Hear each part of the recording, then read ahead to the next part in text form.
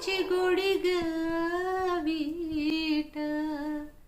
साऱ्या भाषांमध्ये आहे, तिला भर जरी साज.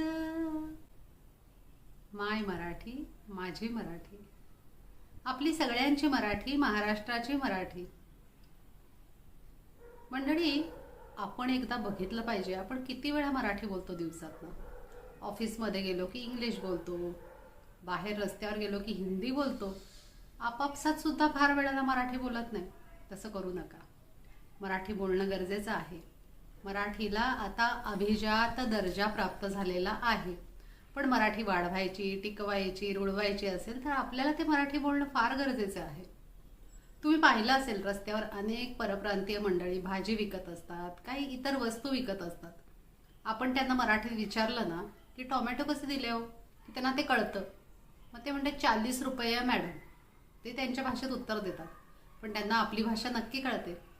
मग ती वारंवार बोलून त्यांचंही मराठी पक्क नाही का होणार, आणि मराठी वाढेल आणि रुजेलही आपली. माझ्या कितीतरी मैत्रिणी आहेत ज्या परप्रांतीय आहेत, पण त्या अतिशय उत्तम मराठी बोलतात.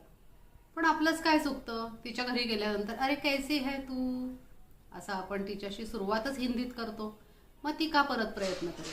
म्हणून आपण सगळ्यांची सुरुवात प्रायोरिटीने मराठी भाषेत केली पाहिजे आणि मराठीत बोललं पाहिजे. अगदी एखादाच व्यक्ती ज्याला मराठी अजिबात आवडत नाही आणि तो कधीच बोलत नाही, तर ठीक आहे, त्याची आवड त्याची निवड. मंडळी, मला खाली कॉमेंटमध्ये नक्की सांगा की तुम्ही गेलात का परप्रांतात आणि केलात का तुम्ही तिथल्या भाषेवर प्रभुत्व प्राप्त.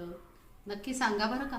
कारण आपलीही अनेक माणसं आज वेगवेगळ्या प्रांतामध्ये आहेत भारताच्या, पण मग त्यांनीही तिथली भाषा शिकली का आणि त्याचे काय गमतीशीर अनुभव होत आहे हे मला कॉमेंट्समध्ये नक्की सांगा. मीही सांगते एक अनुभव माझा.